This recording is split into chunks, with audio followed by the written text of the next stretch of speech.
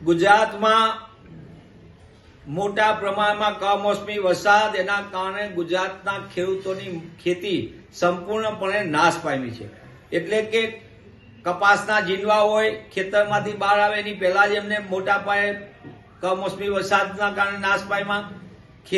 મગફળી ખેતરમાં પડી હતી સંપૂર્ણપણે નાશ પામી, ડાંગર સંપૂર્ણપણે નાશ પામી ગઈ છે અને સોયાબીન સહિતના અન્ય પાકો પણ નાશ પામ્યા છે. ત્યારે ગુજરાતનો ખેડૂત પારાવાર આર્થિક મુશ્કેલીમાં ધકેલાઈ ગયો છે. અગાઉ પણ ગુજરાતના ખેડૂતો કમોસમી વરસાદના કારણે એમને મોટા પાયે નુકસાન થયું હતું, આર્થિક દેવામાં ધકેલાઈ ગયા હતા અને આ છેલ્લા કમોસમી વરસાદે મોટા પ્રમાણમાં ખેડૂતોને આર્થિક બરબાદીમાં ધકેલી દીધા છે.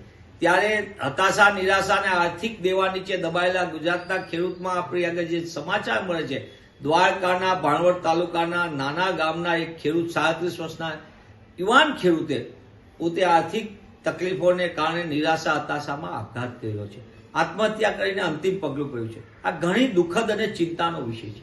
હું આપના માધ્યમથી માંગ કરું છું કે સરકાર સર્વેના નામે નાટક બંધ કરીને તાત્કાલિકપણે ખેડૂતોને પૂરેપૂરું વળતર ચૂકવે, 100% પાક નાશ પામ્યો છે, 100% વળતર ચૂકવે, દેવા માફી કરે એમના અને ગુજરાતના ખેડૂતને આર્થિક પાયમાલીથી બહાર લાવે તો જ એમનું જીવન ટકી શકશે.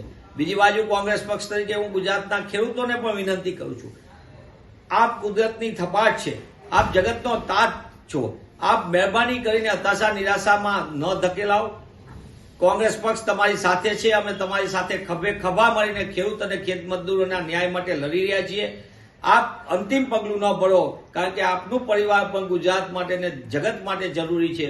તેવા સંજોગોમાં સરકાર પોતે કોઈ ભાણવડના ખેડૂતે જે રીતે યુવાન ખેડૂતે અંતિમ પગલું ભર્યું એવું બીજા કોઈ ખેડૂત અંતિમ પગલું ન ભરે તેની પહેલા તાત્કાલિક એમને આર્થિક સહાય કરે તો જ ગુજરાતનો ખેડૂત અને ખેતી બચશે, ખેત મજદૂર બચશે અને તો જ ગુજરાત પ્રગતિ કરશે.